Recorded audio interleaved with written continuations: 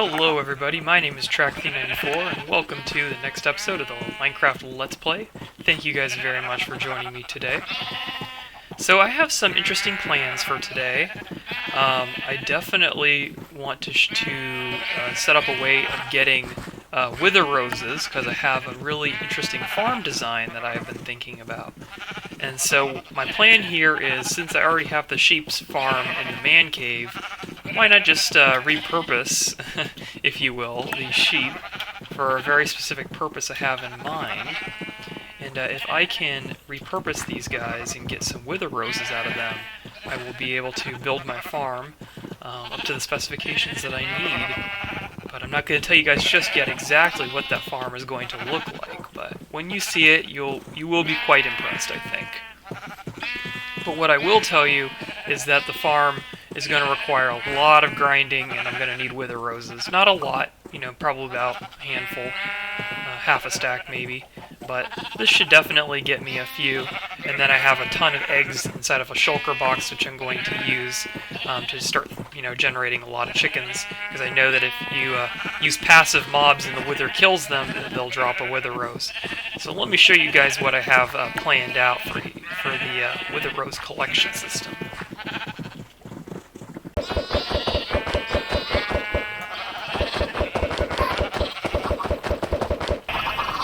Alright everybody, so the machine is set up, or maybe not quite a machine, but a mechanism of sorts, I suppose. And basically the way that this works is I've spammed a bunch of chickens and sheep, and just basically filled up this entire pool with the animals. And above here is where the wither is going to be activated. And the way this is set up is it's on top of dirt, so when the wither is set off and it explodes, it'll destroy all the dirt in the area, and probably this entire area to begin with. And then it'll immediately start floating down through that hole right there. The reason why I put it so high above the animals is because I don't want the explosion to kill them. I want the explosion to be far enough away where they don't take any damage. And then what'll happen is the wither will float down, and it'll see the passive mobs, and it'll immediately start attacking them. And when it kills them, they'll drop a wither rose, which will get pushed by the water and then collected in that hopper over there. And so that's how I'm going to make sure that I get all my wither roses. Now, what I need to make sure I do, though, of course, is that I don't let that hopper get destroyed, and then the wither roses inside of it get destroyed. Otherwise, I'll lose everything. So yeah, I want the wither fight to be as clean as possible, where it doesn't destroy everything around it. Last time, that did not work out so well with the obsidian cage. So what I've abandoned that idea completely and just opted for a tunnel made out of obsidian. That way, if the wither comes after me, it'll have a harder time breaking the obsidian, hopefully. We're going to find out if my plan is going to work or not. In fact, I might expand this just a little more. I don't have extra, but definitely want to make it so that it's harder for the wither to reach me, and that gives me more time to kill it. If it's just pounding me immediately and I run out of space, it's going to start destroying things.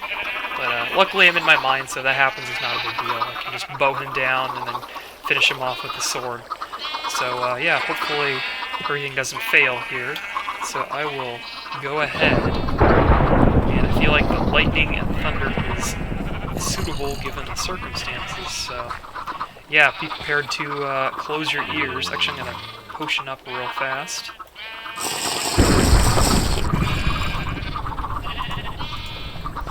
Let's do this.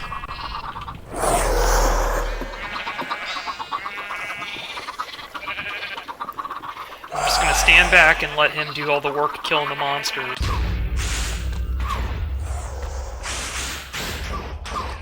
He sees them. He's killing them. And I can see the wither roses are flowing. He's killing it.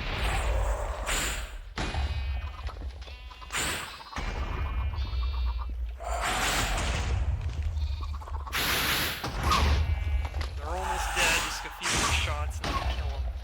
And then once these guys die, I'm going to get rid of the water and then fight them all up. Okay, let's go. Where are you?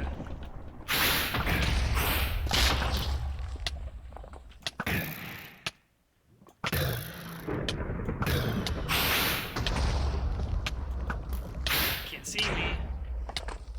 Okay, health's a little bit low. I'm gonna eat some food. Potion up. That helps a little bit. And then, there we go.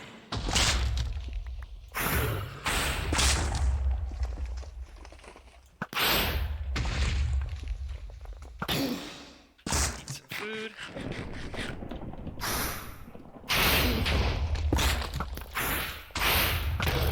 Got me.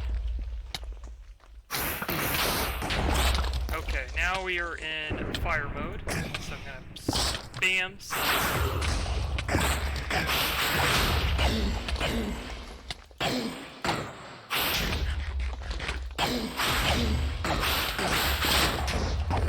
Got him. That wasn't so bad. Alright, and we got 50 wither roses. Wow, that worked perfectly. And I survived. I had to take a few health potions, but that's pretty normal. You always want to make sure you got those health potions ready and that you're eating your food. But man, look at that damage. You could definitely see it. I think during that fight, one of the arrows actually fell and hit me, and I took some damage from that. But take a look at that. He completely destroyed the upper area because he didn't see me, actually. And yeah, I just started destroying everything. But yeah, I got all of my wither roses out of that fight. So we can proceed on to the next part of the agenda. Alrighty, so here I am in the end, and there's lots of obsidian in the end, obviously, with these huge obelisks that spawn the Ender Dragon whenever you use the end crystals. And basically the way that this works is I don't want to make an automatic obsidian farm, because that's a lot of work for a project that doesn't need an infinite amount of obsidian. I don't plan on doing this forever and ever. But I do want to get lots of obsidian quickly, so the second best thing I can do is just get a haste 2 beacon at efficiency 5, and then, yep, do that 6,000 times.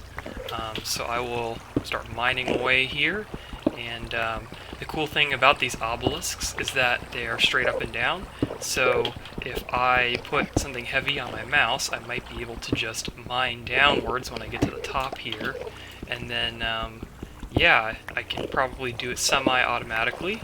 Obviously, when I get to the bottom, I'd have to reset it and go back to the top or something. Maybe it'd be better if I actually just made some ladders. That way, I don't have to like go up the staircase every single time. It'd be a lot faster. So yeah, I'm gonna be here for a few hours mining away. So I'll see you guys when I got my, well, I think it's more than 6,000 obsidian. So yeah. And just like that, 3.5 hours later, I have 2 chests. That's one double chest full of obsidian. I completely leveled out this obelisk that used to be here, and that obelisk is about 95% used up. As you can see, I have been very busy. Basically, the way the technique that I used, if you will, to mine the obsidian is pretty simple. What I do is just take this ladder to the very top of the obelisk, and then what I would do is I would position myself between 2 columns of obsidian, and then just mine downwards, similar to like how you would mine downwards in a Minecraft overworld. So in this case, I set my hotkey to enter. Yeah, so what I did is I changed my hotkey for mining to be enter instead of left mouse button. So what I would do is I would just sit here and I set the hotkey to the right enter on my number pad, and I would just put a heavy object like a rock on top of that enter key, and it would just hold it down for me. And then because I have 2 monitors, I was able to like watch a movie while I was doing this thing, and then when I'd get to the bottom, I would just take the ladder back to the top. And unfortunately, there is no 2 wide columns here. There's just a 1 wide column here. But basically, I could just do this without having to hold my finger on the mouse or do anything, and I just have to occasionally go back to the top of the obelisk and start it all over again. So it was sort of AFK. It wasn't 100% AFK, but it was pretty close to it. I was able to kind of watch my character mine while I watched movies and did other activities. So Anyways, that's how you get lots of obsidian very quickly, but what do I want to use all this obsidian for, you might be asking? That's a good question. Let's go ahead and head back into the overworld, and I will show you exactly what I have in mind, so I'll see you guys there. Alright everybody, so here we are at the project. I've already started it, as you can see, and you can probably guess what I'm building just based off of what you see now, but I will tell you that this is the lowest layer of the farm, and basically all of the creatures, the zombie pigmen that is, will be attracted to the center of the farm from this point right here using a turtle egg. Basically, this is a overworld Nether Portal zombie pigman farm, so I'm going to have a bunch of max-sized portals in this area, and they will all get attracted to the center by a turtle egg, and they'll fall inside here, and I'll put some wither roses in here, the ones that we collected earlier. They'll die, their items will get collected by these hoppers. This chest will fill up, and when it gets to a certain amount of fullness, usually about 3 or 4 stacks, this piston will retract. It'll follow this minecart track. There would be a rail right here, and then you go all the way back this way over here to this spiral staircase of minecart rails, which goes to the collection system. And that's a good way of getting rotten flesh and gold automatically without me having to do anything. This farm is huge. I actually had to move the center a couple of times because I was running into other things. Like over here is the strip mine in this direction, and this is like one of the branches of the strip mine, and then the actual main area is over here. So I actually had to move it to the right here so it wouldn't run into those areas. And then if I keep digging upwards, this farm is actually so tall that it gets right next to the villager wheat and beetroot farms right up here. So I'm going to go all the way to the top, and you will hear the villagers, and it's actually, yeah, that's how close it is. Luckily, it's just far enough away that it's not going to touch any of the farms, but it will definitely go all the way up to here. I won't be able to hear it from the hallway, but I will certainly be within proximity of it. And basically what I'm doing is I'm just stacking 2 max-sized portals on top of each other like this. So this is the second portal, and then the first portal would start right here. And basically there's going to be 2 sets of turtle eggs. The first set of turtle eggs will be here at the bottom, at the very bottom of the farm. I built this as low as I possibly could, so the hoppers are on top of the bedrock, and then I was just barely able to squeeze this in. And then here is the soul sand on top of the hoppers with the wither roses, and the zombie pigmen will fall in, and they won't be able to get out. The trapdoors will trick them into thinking that they can reach the turtle egg when they can't. And what's cool is they tested this mechanic in a creative world. Zombie pigmen can actually see turtle eggs through nether portals, which makes it really easy for me to just stack these portals one next to the other. So this will be a portal, this will be a portal, this will be a portal, this will be a portal, and I just keep doing that as far as I can go before the zombie pigmen can't see the turtle egg. Their range is about 24 blocks, so this is as far away as you can build a portal where the zombie pigmen will see the turtle eggs. Of course, I did the same thing on the other side, so we have 2 groupings of nether portals down here, and then as I showed you previously, we have another 2 groupings of nether portals directly on top of these ones, and I'll have to put an extra turtle egg on top up here on this layer so that the zombie pigmen from these portals can see a turtle egg and get tricked, and then they'll fall down the center and they'll die and I'll get their drops. Super easy. But of course there's a lot of area here, and even though I have a haste 2 beacon, that would take absolutely ages to do, so I brought some TNT, and now we'll get to have some fun. This is a 3x3 cube. Nice.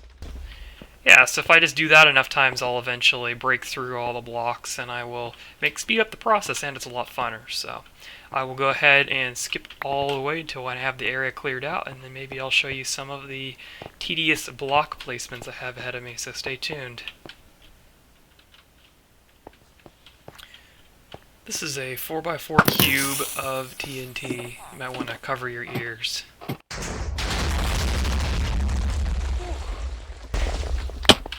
Whoa, now that's a big area. And it's spawning monsters down there too. That's pretty awesome.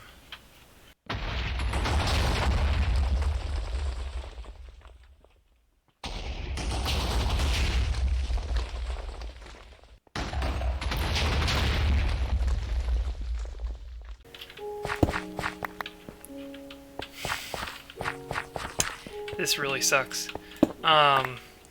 Yeah, so it probably would have been a good idea if I had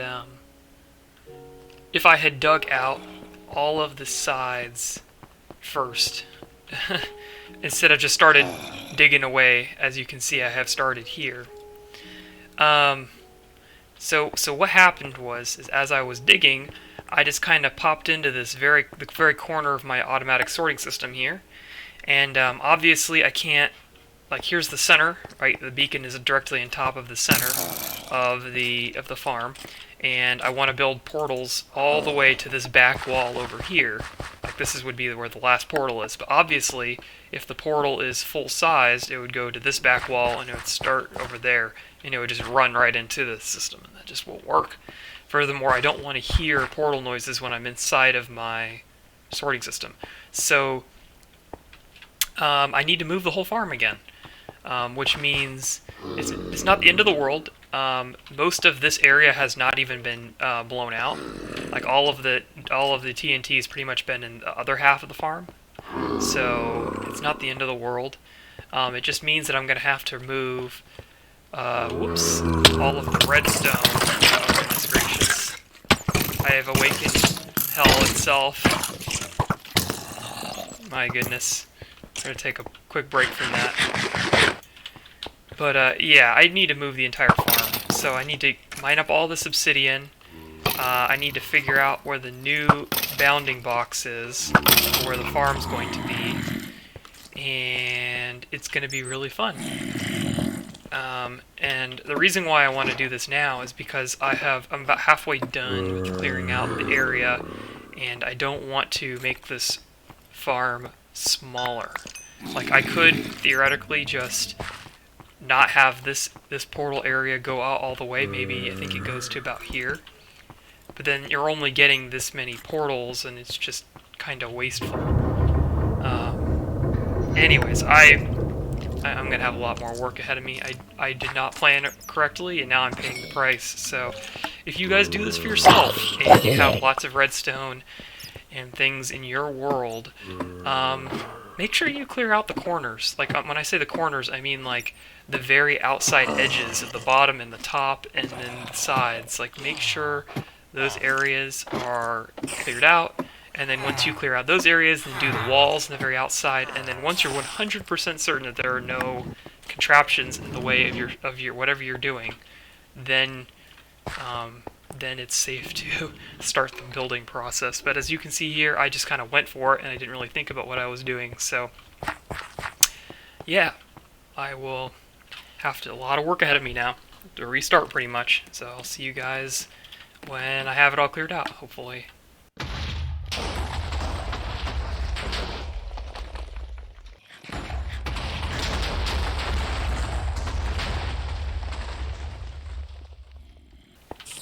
And would you look at that? So that's the first nether portal. That's just a test. It's not all of them, obviously. I still have a lot of obsidian to place. Thank goodness for Feather Falling 4. But yeah, it's working. The nether portal works. It's the largest one. It's a 23 by 23, so there's a 21 by 21 area of portal blocks, and then the outside is that 23rd layer of obsidian, if you will. So yeah, so if you're going to make these max size portals, you have to place 21 obsidian from there to there, not including the corners. You see how I ignored the corners? So that's 21 obsidian there, 21 obsidian there, a corner, 21 obsidian there, and you just keep doing that. And I'm going to put a portal next to it right here, and right here, and right here, and right here, and just going to keep going. As you can see, it's working. It's spawning zombie pigmen. imagine how loud this is going to be when all of those portals are active. I'm actually going to deactivate this portal since I don't need it right now, but it's working, and I moved the farm, and I think we're ready to clear out more area. You can see that this is a very slow process, even with TNT. Just lots of monsters too. It's kind of annoying. But anyways, I will get back to you guys when we're ready to start lighting the portals. Alright, welcome back. So, unfortunately, there was a mishap.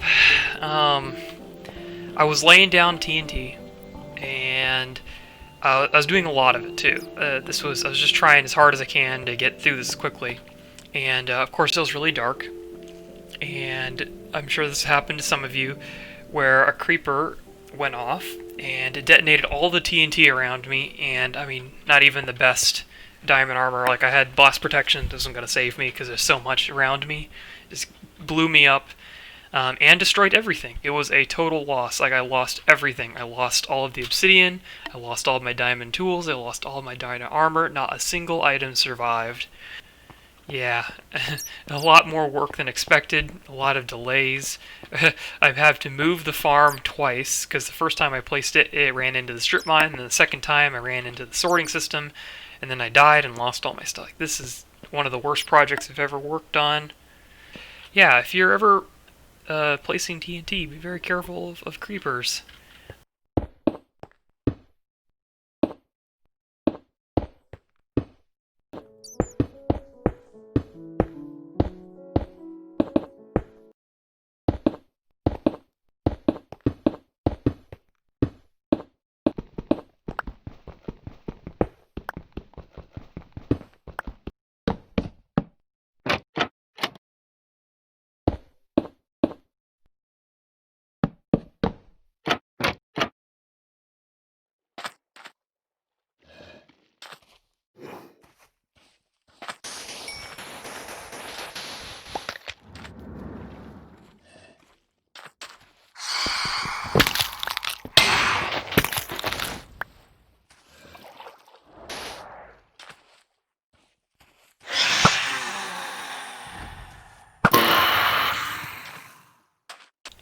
Well, alrighty everybody, so the farm is finally done. All that's left is to light the nether portals, and man, did this project take a lot longer, and was it a lot more strenuous than I had been expecting. Yeah, so I went back to the end and I just re-enchanted a whole new set of diamond armor and tools, which was fun, and a big waste of time because I wasn't careful about how I was placing the TNT, but that's just a lesson learned for next time. But yeah, as you can see, I have trapdoors everywhere. We have the turtle eggs to attract the zombie pigmen. I use trapdoors all the way to the bottom so that they don't fall on top of the trapdoors and hurt themselves. I want them all to kind of funnel into that little soul sand area. And down there at the very bottom is a bunch of wither roses and the usual collection system, which I'll show you real fast. And as you can see here, the zombie pigmen will fall into this little area, and they will start taking damage from the wither roses. They'll eventually die, and because soul sand is not a full block, it's slightly lower than a full block, these hoppers here will be able to pick up the items, and they'll dump them in this minecart. And when this gets to a few stacks of items, the piston will retract, it'll go off into the automatic storage system, it'll dump off all of its contents and then return, and the whole process repeats itself. So the system is pretty self-explanatory. The trapdoors trick the zombie pigmen into thinking that they can walk across this gap right here, which they can't, so they fall in. And it's basically just doing the same thing up there, except they're attracted to the turtle egg up there instead of the turtle egg that's here. So make sure if you do this yourself that you have 2 air gaps above the turtle egg, otherwise the zombie pigmen won't go for it. They have to be able to think that they can stomp on top of the egg. They can see through any trapdoors, so like as you can see here, I use spruce trapdoors because that's the type of wood I have. But you have to have 2 air gaps above the turtle eggs, and I like to fill it in the space in the middle, because if a monster or an item falls down on top of these turtle eggs, they're very fragile and they'll break, and they're hard to get. So make sure that you take safety precautions. At the very top, it made it a little bit taller than a zombie pigman. That way they can't actually reach the turtle egg, and I capped it off with a block, which I'll show you real fast. So up here is the same thing as below, 2 air gaps above the turtle egg, and then the very top it's capped off the block so items can't break the turtle egg. I have had that happen before where I was working on a similar farm, which I made a previous video on in the Nether, and basically I broke a block above a bunch of turtle eggs, and it smashed each turtle egg as the block fell down, and I had to go back and get more turtle eggs, which was really fun. So make sure if you do this that you get extra turtle eggs in case you break one, and yeah, just be really careful about how you place the blocks. But yeah, the last step now is just to light the portals. So I'll go ahead and give you guys a montage, and then we'll move on to the next thing.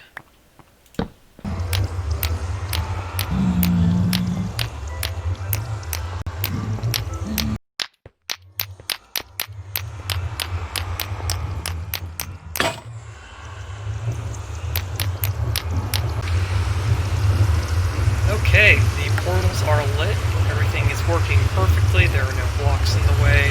All I had to do was gear to the torches, but as you can see, the farm is working nicely. We got about a pigman in there every second or two, so it's a reasonable speed. This is honestly what I was looking for. I'm not looking for a mega fast farm or anything. If I wanted to do that, I'd go somewhere else and I'd just build as many portals as I could. I'd probably have like an AFK obsidian farm. But this is good enough. I mean, this is going to be passively giving me gold and zombie flesh constantly, and it's pretty quick. I mean, I'm surprised by how many zombie pigmen are just spawning at a constant rate here. Let's go check in on the gold and just see how much we're getting here. So this will be constantly running in the background, which means that I'll just be getting a slow trickle of gold as I just do my regular activities. Yeah, it's only been like 3 or 4 minutes and Lord almost got a stack of gold nuggets, so this farm is a little loud too. But yeah, this farm's working nicely, so yeah, I'm pretty happy with it. I'm very happy with the outcome. It did take me a lot longer than I was hoping. It was a lot harder, but yeah, next time I will hopefully take what I have learned from this expedition into effect. And yeah, so before I ended the video, I want to show you guys some of the things I've been working on besides the zombie pigman farm. So I'll go ahead and give you guys a small little tour of what I've done, and then I'll go ahead and end the episode, so stay tuned. Alright everybody, so I've been working on the Let's Play world off and on for quite a while now, and unfortunately it's been a long time since I did the last episode, so there's been a lot of things that have happened in the world since then that I wanted to show you guys. So one of the things I really wanted actually was a nice little dock so that I could easily get into my boat and get out of it without having to jump in the water, and it's actually pretty nice. So I went ahead and added this small little dock here, and yeah, and I added some more decorations around it. It looks great.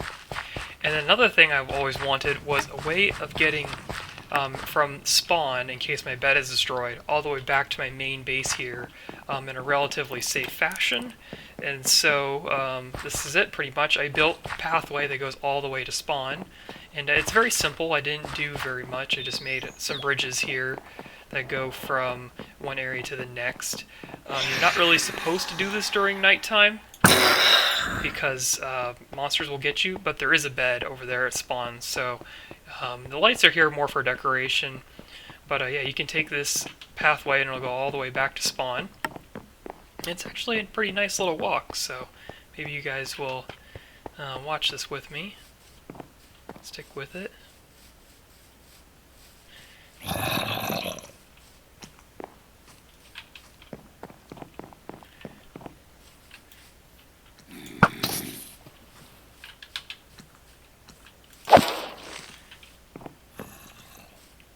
Yeah, so again, this is not the safest route to go because it's not fully lit up at nighttime.